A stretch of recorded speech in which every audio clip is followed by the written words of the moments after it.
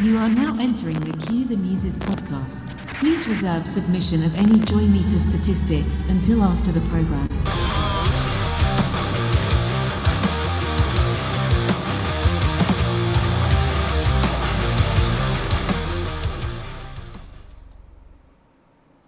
Hello. Hello, Ash. Hello. Company.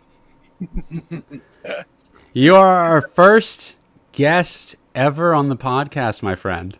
Oh, I am. I feel so lucky. It's very exciting. Timothy That's Diduro. Hi, everybody. How's it going? Ash, haven't seen you in a while, brother. How are you?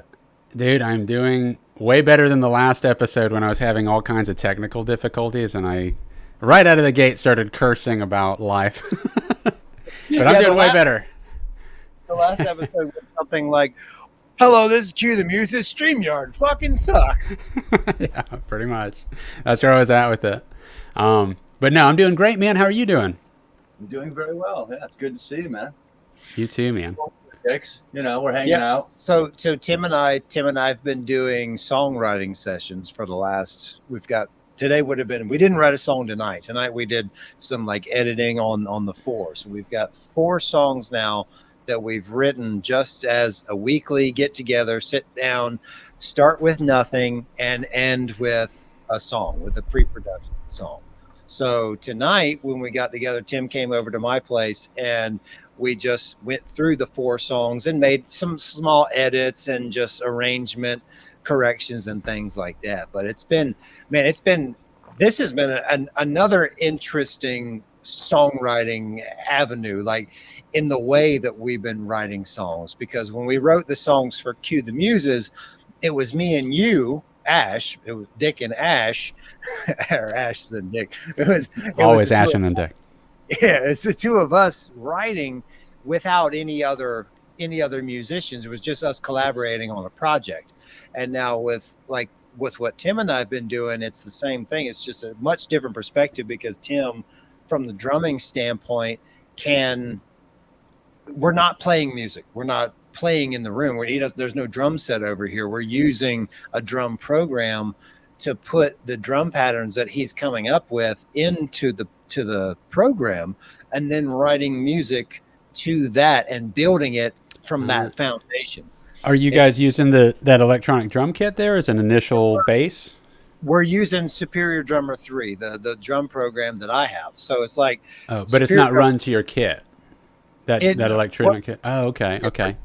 We're not using it like that because Tim and I have sat down. Like when we sat down for the first song, Tim plays. He's not just a drummer. Tim plays guitar and bass, and he had some ideas on guitar. So we sat with a couple of guitars, bounced a few ideas back and forth, Beautiful. and then built from there. Yeah, we're having some fun with it, man. Actually, Yeah, that's awesome.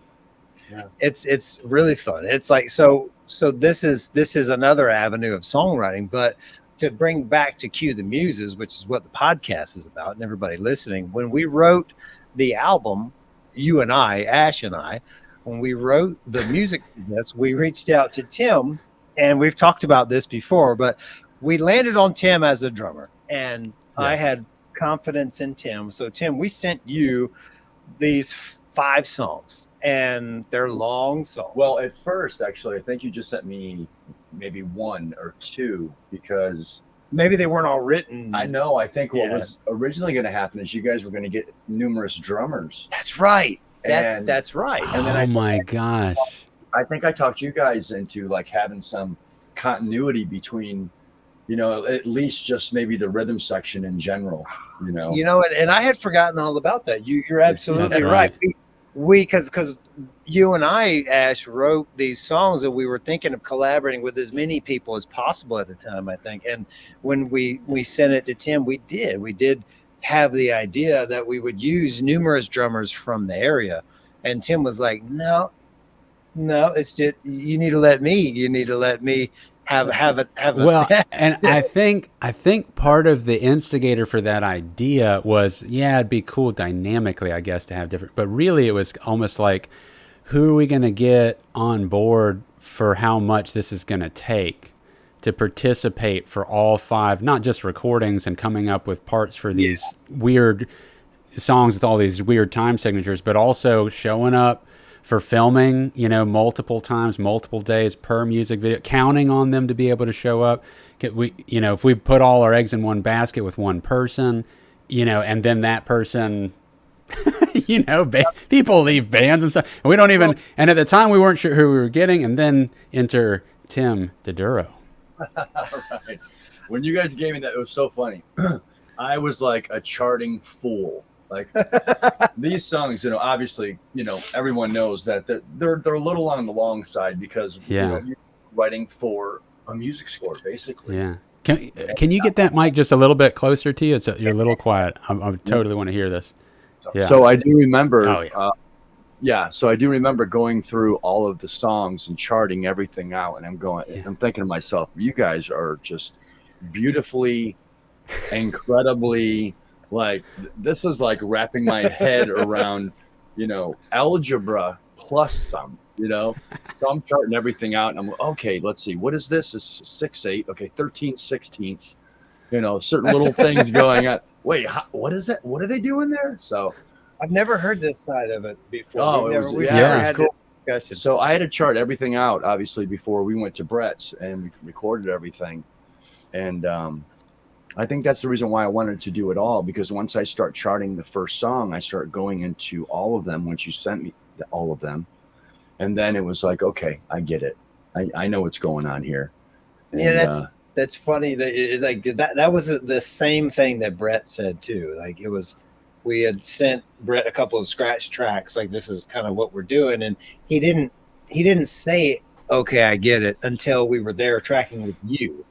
And these songs started put together, and then he said the same thing. Like, oh, okay, I get it. Yeah. At some point, I do remember tracking at Brett's and then hearing you guys in the other room. If we would get done with the song or just certain parts or whatever. And one in particular, I think Ash, you were like, I never thought that. Like the way those drums are approaching this part, and I'm like, well.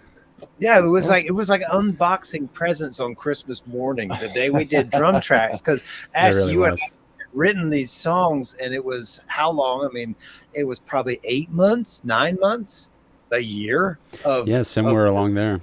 Going through 2020, and I can't remember the date that we tracked, but we talked about this before on an episode where Tim wasn't here, but we never heard any real drum tracks or even real ideas other than a couple phone conversations with Tim. And he's like, yeah, I think, in this part, maybe like a doon to doon to doon.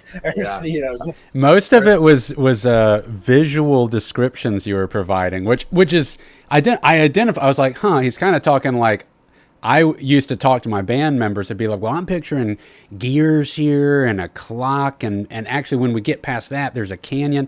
But you were giving these visual descriptions to things that you were hearing in it. And I was like, well, you're the first person that I've collaborated with musically that started describing it visually like that. There's what's the name? There's actually a word for this. I was hearing Devin Townsend was actually talking about, he has this. He actually sees, and I don't know if it's this way for you on every music piece that you work on or hear, but you can actually see certain colors when you hear certain sounds. You have certain visuals, and Devin Townsend communicates with color descriptions. He's got even the chords mapped out to colors, and I was like, oh, so it's a thing. I'm not crazy.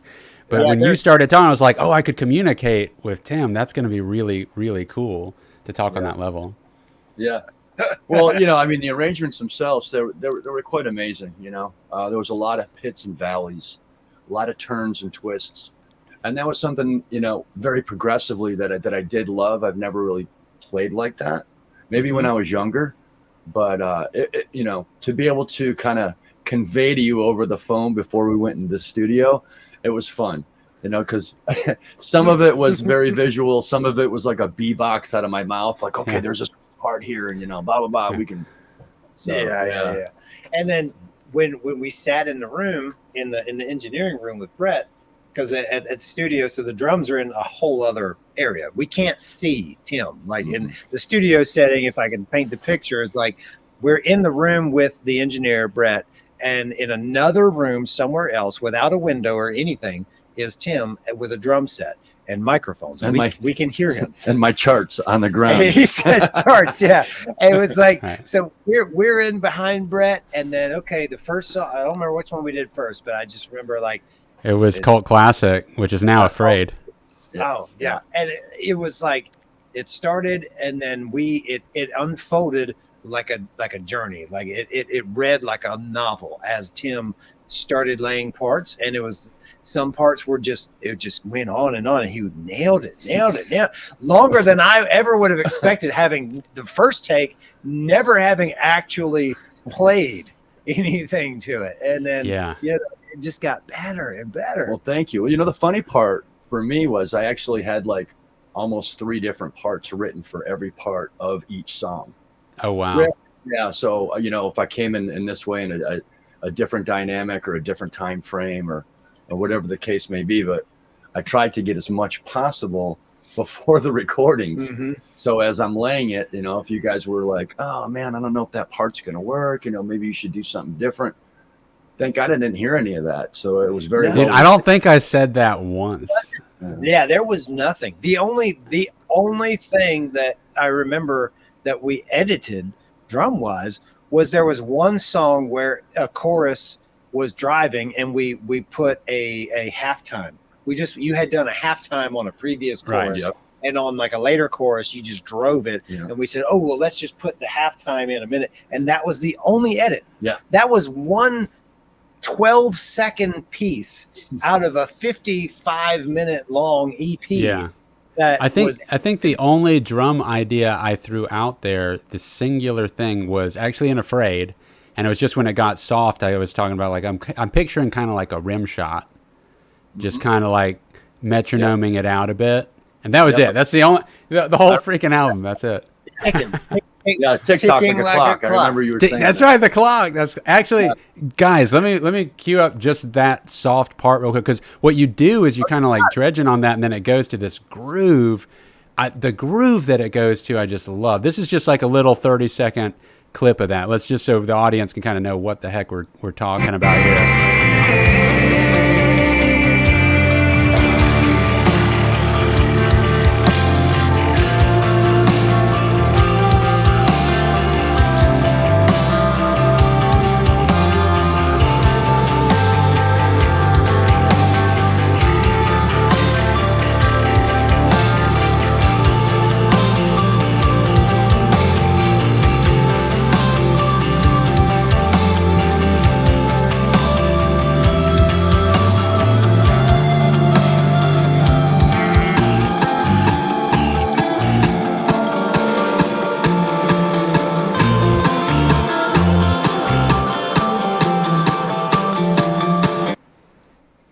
You know, which the clock. And if I had known that we were going to talk about that clock, I would have made that clip start a little earlier so you could hear that more.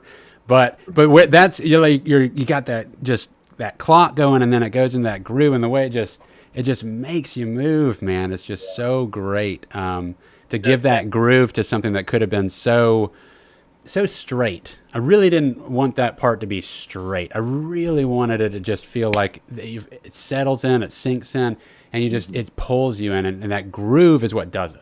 That drum beat there, I just love it. Thank you, man. Yeah. You know, we almost had to break that down because the biggest chorus and the last chorus comes in right after that, so it's full on. So to be able to drop it down the way we did was brilliant. It was great. So yeah, I thought it was awesome. Yeah, it's like Ash, your part in that is actually the driving, your riff that you play in the bridge of that song. That's the constant, the driving constant of that, and then the drums dance around it with the airiness falling into the beat, the one hi-hat. There's one hi-hat that's in that part that when you don't do it every time, right, but then when you do it, it just like it makes me smile, gives me goosebumps, you know, like my guitar part is just dancey, airy stuff going around and around your constant part. And that's just a different approach, I think, like to writing a bridge where it's not, the guitar is not usually the constant, you know, it's usually the drums are usually the constant. Well, it just goes to show you the kind of writing that you guys are kind of coming up with. You know, it's Thanks. it's a little unorthodox, but quite brilliant, I think. You know, because Appreciate it. two guitar players with two completely different backgrounds in the way you guys approach music, and then to Yeah. marry them together, it wasn't the easiest thing for me. I can tell you that. Right. Well, and I was nervous for Brett too, because like he was in a way on the musician front. I feel like he was like the bass. Brett is the one that ended up playing bass on this, album. He came up with all those parts after the fact. We didn't even have the bass there. So you're putting drums down, and there's no bass parts yet, and that's pretty bizarre. I mean, right? You isn't that weird? Like, have you ever done that where you've written entire album of drums without ever hearing what the bass lines are going to be? I have Okay. had that experience, but one thing I haven't had is to be able to lay down the drum parts and not hear any of the lyrics. So to not be able to hear the holes in the songs where a singer isn't singing or Great point. to lead up to a vocal line. So there was actually a lot of different factors when we did that recording. Yeah, because there wasn't even, we didn't even know who was singing the songs when we tracked Yeah. the music. I mean, We had not figured out the singers yet. We knew three. We knew Cody, Dave, and Kurt. They were in, and Brett. Nadira had, and Brett, and then Nadira had kind of signed on to the idea before she heard anything, but we didn't know if once we submitted these songs to people, if they were actually going to want to do it. They hadn't heard the music. They just liked the idea that we're going to make this, at the time, a movie, which now turned into this scripted sci-fi comedy web series show that we're, still building. We've got a couple episodes out, but so it worked. I don't think anybody that participated in this project could have possibly ever done an album this way before. I mean, I know I hadn't. We didn't know who was going to be on it fully. We'd never played it all at the same time. We've still never done that. That's crazy. It is. It was challenging. Yeah. The only way I'd ever recorded an album before was, I guess, the traditional way. You get a group together, you write music, everybody gets in the room, and then you rehearse and you make sure you've got your parts, and everybody finds that kind of groove together, and that's a different thing, but that's more like, that's geared towards, I think, performance. And when you're hard nosing it in the rehearsal room. Yeah. And there's beauty and fun to that. Absolutely. And you're never not going to have that, but this experience was such a different, and it was a growing experience. I'm trying to find the words. Doing this project for me personally helped me open up a door that I didn't know was there to open, if that makes sense. It's like once we went through this together as musicians and this recording process, when I came out the other side, I feel like I had, stepped through my own shadow, 46 and 2. Like I evolved to another level of, okay, now I'm like Neo in the Matrix a little bit, it's not literally, but it felt good. And I felt, okay, I've got a much better handle on writing, and the caliber of musicians that were involved in this really just picked up the bar, raised the bar. Yeah. Mm-hmm. Yeah. I mean, for sure, as far as coming up with original music, not only had I never written this way before, but the end result of collaborating with so many different musicians of so many kinds, and then trying to make every song really, there's only 5, but they run the length of time. They're all over 8 minutes. Some of them are in the 11-minute territory. And every one of those has to have like a whole story to it, basically. I mean, musically, that was the goal, is that each one would have a true climax, and it was allowed to go anywhere that we wanted to take it. And I can't wait to release more of the music as we get to it, but yeah. And so we can talk a little bit about what's already out, because when we wrote the songs lyrically, we didn't have any idea where to go. When we shopped the vocalists and we submitted the songs to the vocalist to write, we had a couple of asks. We just said, please don't nothing that would potentially alienate anyone. So we said, please don't talk about politics. Please don't talk about religion. That was it. Those were the two. That was the only two things we stipulated. And other than that, it was free reign for whatever. But now where we're at with the show, the first 2 episodes, really the lyrics couldn't be more perfect for what it is. So song 1 with Nadira sings "My Soul is an Element," and the song is literally kind of a lament of losing creative spirit and holding on to that genuinely human creative spirit, right? Mm-hmm. Then song 2, which the nickname for song 2 before it was called Afraid was Split, and the split personality. And we were educated by Rob Gilmore that it's not multiple personality disorder, it's not split personality disorder, it's personality deficit disorder. And so the lyrics written with David and Cody were about that struggle, that struggle of having the PDD. And that was written into the script, that you wrote that into the script of the character of Dr. Cthulhu, where his mind had been ripped in two, and that it personified it in a way that I think was kind of unexpected. It goes along with the story more than it was intended to. Does that make sense? Well, I mean, it's one of those things where you hope that the lyrics are going to have some contextual connection to what's happening in the story, but we're also telling the singers they can kind of write what they want to, as long as they kind of I think we said don't write about politics or religion, and we want it to just kind of have something about it that is the essence of being a human, because we're fighting an evil AI. That's it. You could represent that any way that you want. We're going to tell you what's going on in this episode, but you don't have to write verbatim to that concept of what's going on. And I think that Cody and Dave did not do as much as that. It's like almost more like a macro of what they're representing about that split, but they're not like the detailed aspect of the lyrics. It has a lot more metaphorical content to it. So it's not like right on the nose. It's still kind of abstract, and I think that's beautiful because it also, to me, represents it's not like somebody that is crazy has the clarity to have exact, perfect understandings of the both personalities that they are. It should be a cluttered mess a bit.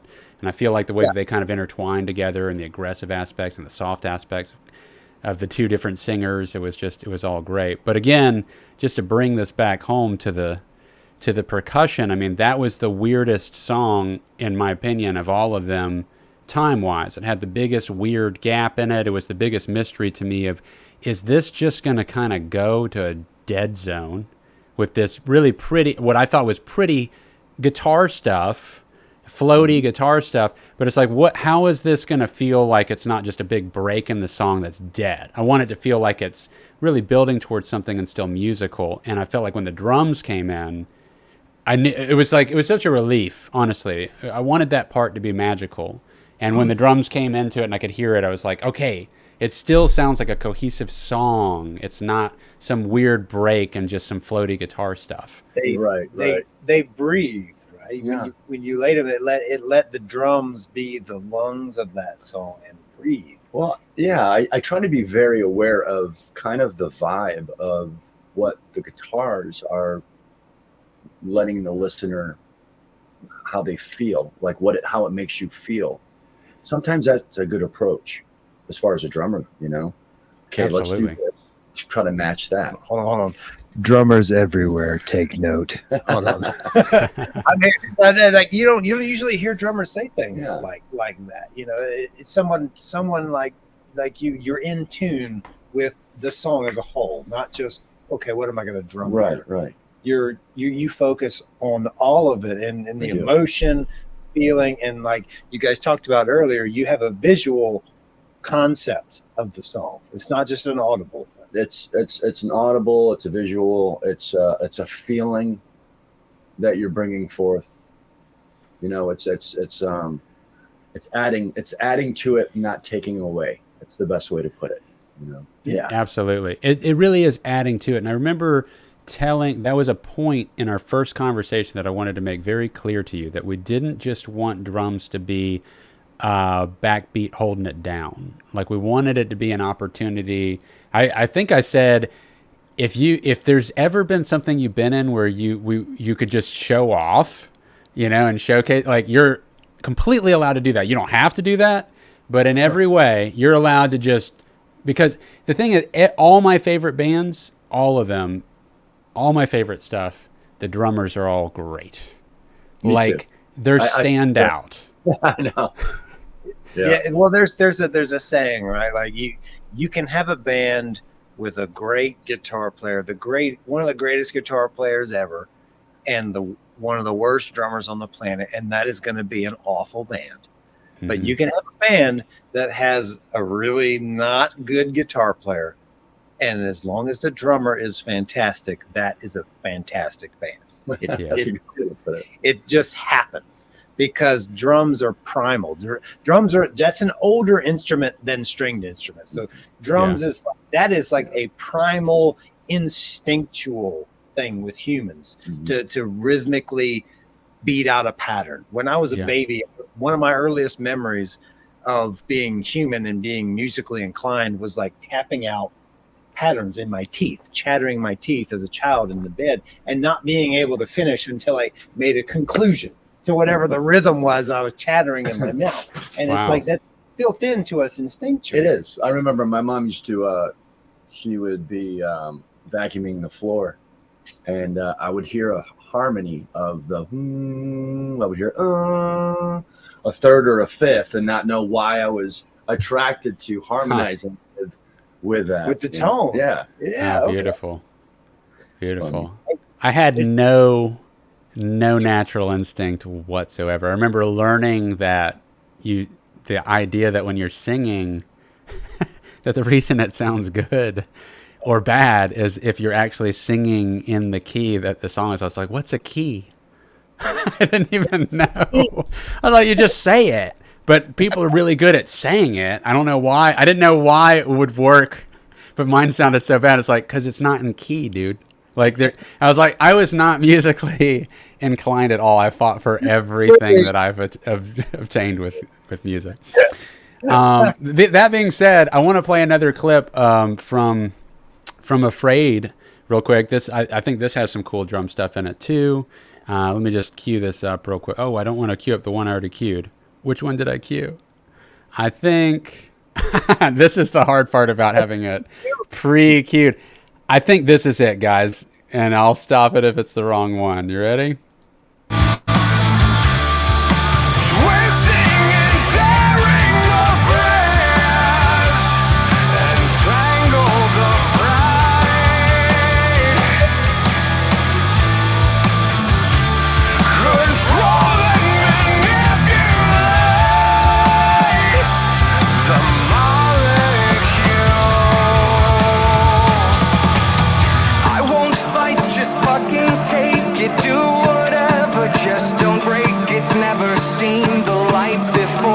Just get one, I don't have more. If love is grief, nowhere to go.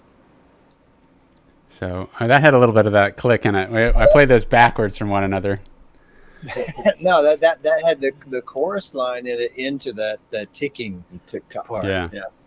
It was like when in the studio when that played out and Tim was tracking that, there was no concept that was really going to happen other than you mentioned you had heard the rim shot there. Yeah, that's it. That's all I had. That section played out beautifully. Oh, it's so cool. And then but how big that sounds there. I mean, it just didn't sound that big before the drums, man. I mean, the drums, it's like, I was just, oh man. I remember just grinning ear to ear when I was hearing that happen. And the other one was like, oh my God. I got so excited, goosebumps. I was just, it was so magical, man. It was such a crazy, I don't know. It's such it was so fast to get to hear what the song's going to be. Normally, if you're sculpting it in the room, you're gradually getting there. but it was so fast. Like the guitars were already like mapped out enough that you could just put these drums on it, and you had all these ideas, and it was just like, wow, it's like already that. We went from 0 to like, holy shit. So cool. That's great. Yeah. You know, when somebody wants to get a hold of me and they want me to do stuff, I want them to be happy. I don't want to take away. I want to add to what they're doing. You know what I mean? So this was the perfect opportunity to do it. Yeah. There was one in particular song we did, and the end was very, very drum orientated, very much so. And I think I ended up doing it in one take. It was, and I had turned the camera off. I have filmed a bunch of behind the scenes stuff of us that I haven't had time to go through, but I turned the camera off. You nailed it in one take. It was just what ended up being Disco Nightmare, and that's the next song that comes out in the next episode. Yeah. And that one in particular, I was kind of worried about with the charting and everything that I was doing. And we got done with that one, and I was like, okay, this is going to be smooth sailing after this. Yeah, that was that particular moment. We can't talk about that because that song's not, like you said, it's not released yet. That's the next single that's coming out. But like that, so that song was one that could have went a certain direction that we didn't want it to go, but we didn't really talk to Tim about that too much. Like that was a song that I had at one point mapped drums out to that was the first one we recorded. So I had drums out as an experiment to that song on a drum program, and it was something that I had done, and I made sure that Tim did not hear that because I did not want any sort of like external influence on him. Like, okay, this, like, I just, that was shelved and locked away. And I'm so happy that everything that Tim did on that take was everything that I didn't do. And that made it perfect. Thank you. It made it awesome. absolutely perfect. Appreciate it. And I do also remember in the studio, Brett's wife had heard that when we tracked. His wife had heard it, and I remember she came running in, literally like burst in the door and said, "What on earth was even that? Was that?" Oh, like, and then we were like, "Yeah, okay, now we know this is good." We were having, remember we were having dinner with Brett and his wife, and you know, those, I love those guys. They're great. Absolutely. And she's been very subjected to a lot of music because of Brett as well. But it was funny. We were sitting at the table. She's like, "I never heard anything like that before." I was like, "Thank you." That's a hard thing to do. Take it. That's great. Yeah. That's 100% something to take, because it's so hard to achieve something that feels original. Mm-hmm. Well, let's paint the picture a little more. This song is kind of like a call and response in itself. It has an entire section that's about 4 or 5 minutes long, and then it has an entire second section that is again about 4 or 5 minutes long, and there's a transition point. And I think Tim had you had gotten to the point we were tracking it, and we were you were getting hung up on a part, and it took a couple times to get through a certain like midpoint. There was a midpoint transition that was just weird and tough, and I remember, but it was like when you got through it, then it was like the last 3.5 minutes of the song was just completely all out, and it was all that take. It's all one take from there. It was like it bogged down for just a second, but then that instinctual drummer came out, and everything just patterned perfect. I think it was at 13, 16 I was getting hung up on. That's for our 13s where I draw the line. Who writes in 13, 16? I know. Well, it's not like, in any way do I have, whenever there's a weird part like that, I have no idea.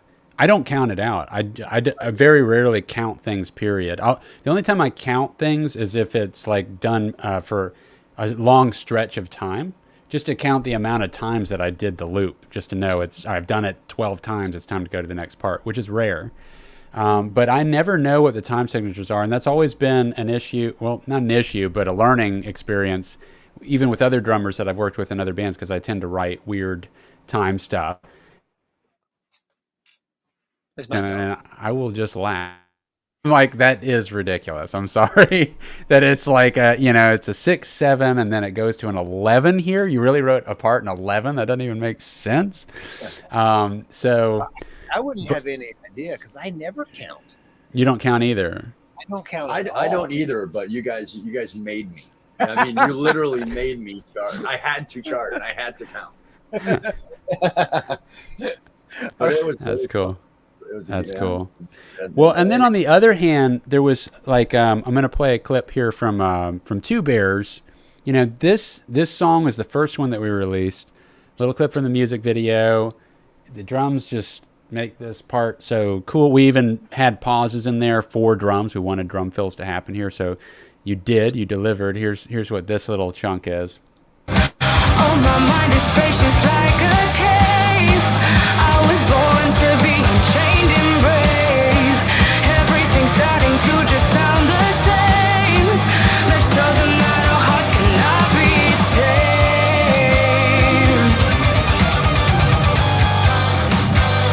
Our hearts cannot be tamed.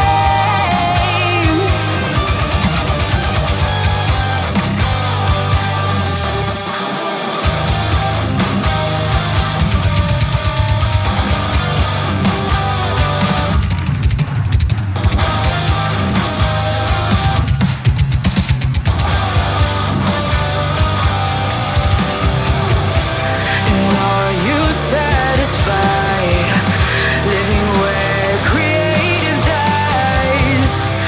There are no goodbyes, and everyone is in disguise. Yeah, buddy. Cool stuff. All I good love stuff. it. Hey, you make me look so good, Ash. Thanks, man. You look better than I am, buddy. I try to make everyone look better than we actually are. No, man. I mean, that we ended up with the coolest lights there for that. It was such a weird way. You know, during those parts where it's, just so people know, if you are watching this podcast rather than just listening, you're seeing some of these clips.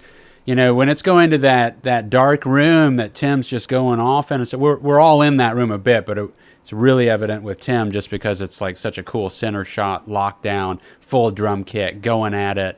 But all the lights in the background, what's really happening is we handed lights to everybody, the other people that were being filmed, and I'm just having them point the lights in different directions and stuff, but they're way off in the black abyss, so all you see are these moving lights from Nadira ground said level. she had so much fun just back there, just doing the light. She said that was the most fun of the whole thing.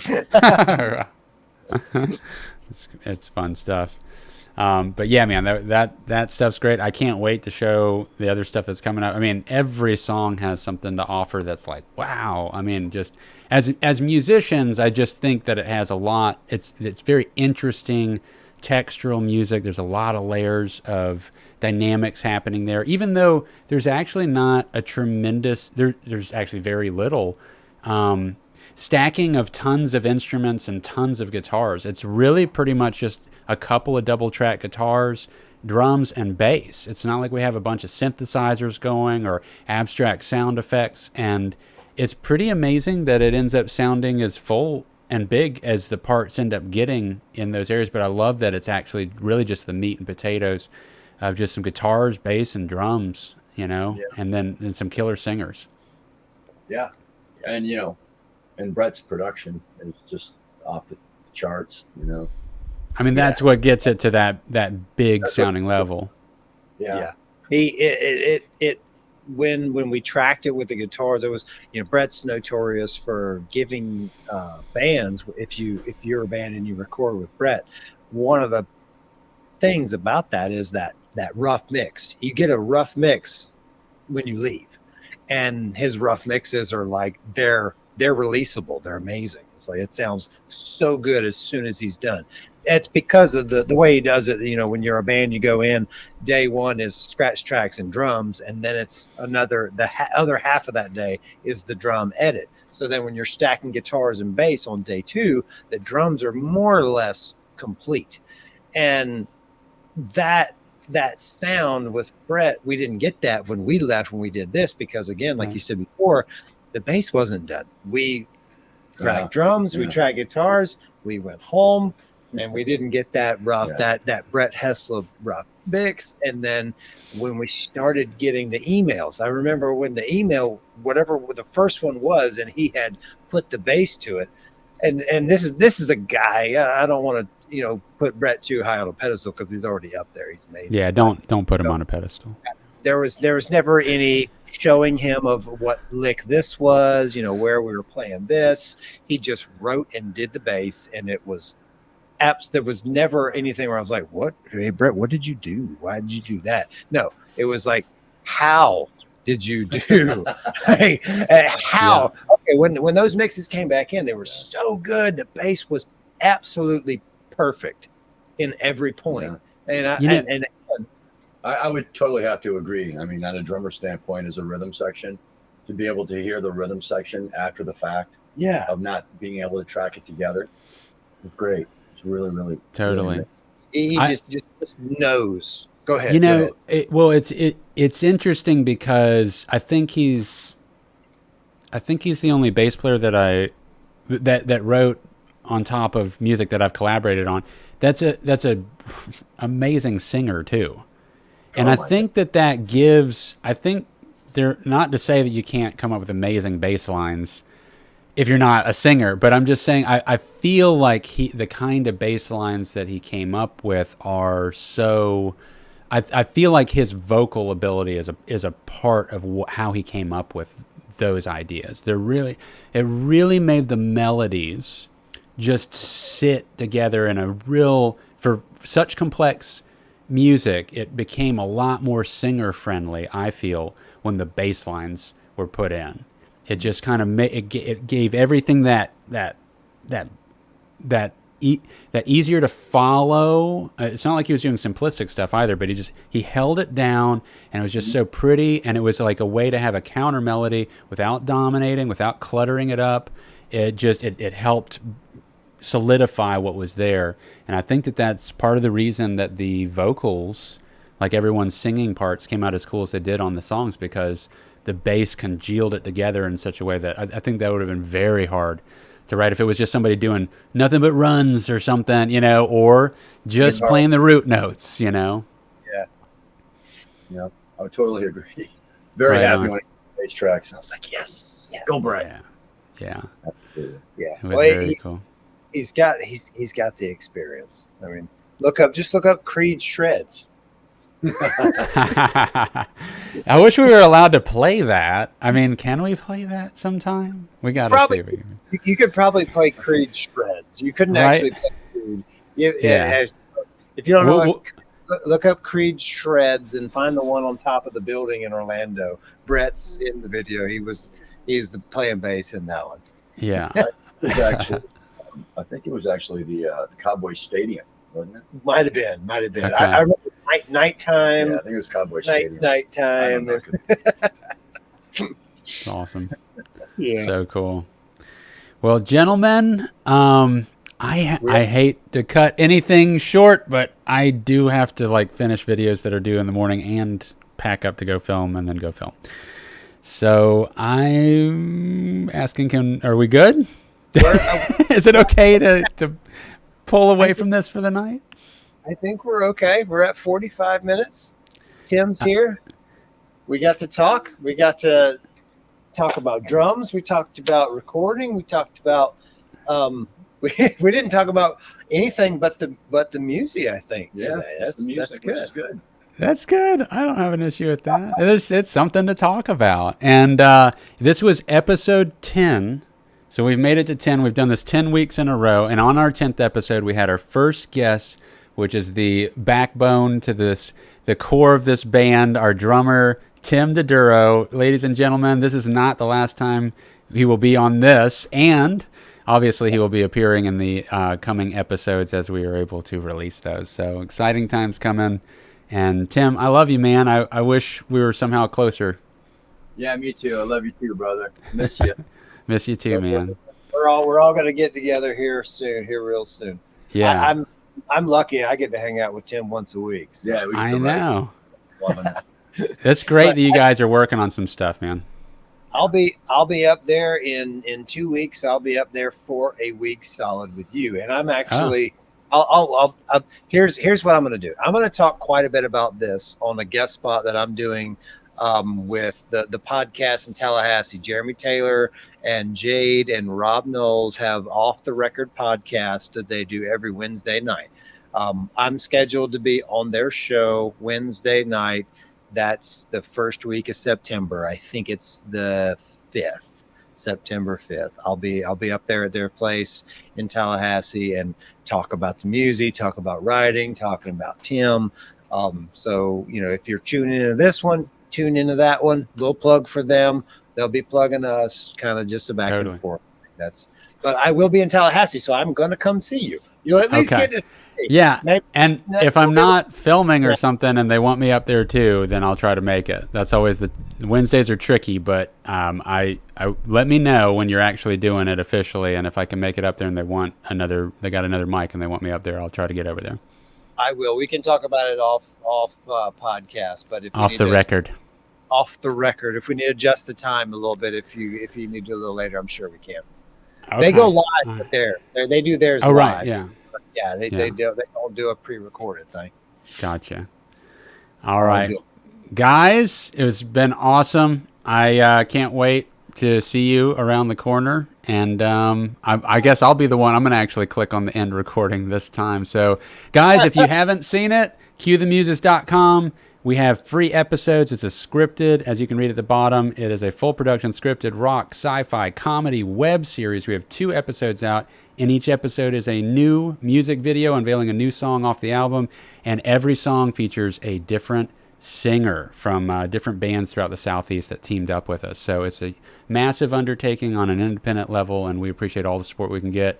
We love all you guys and hope to see you on the next one. And by all means, feel free to tell people we exist. All right. Thanks, guys. Buttered sausage. Hit that Buttered sausage. Buttered sausage. Buttered sausage. Buttered sausage.